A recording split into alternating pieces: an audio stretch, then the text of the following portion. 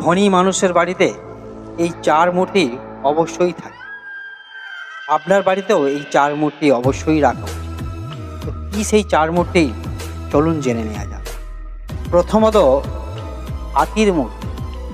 এই হাতির মূর্তি যদি আপনি বাড়িতে রাখেন, আপনার টাকা পয়সা আসার দরজা খুলে।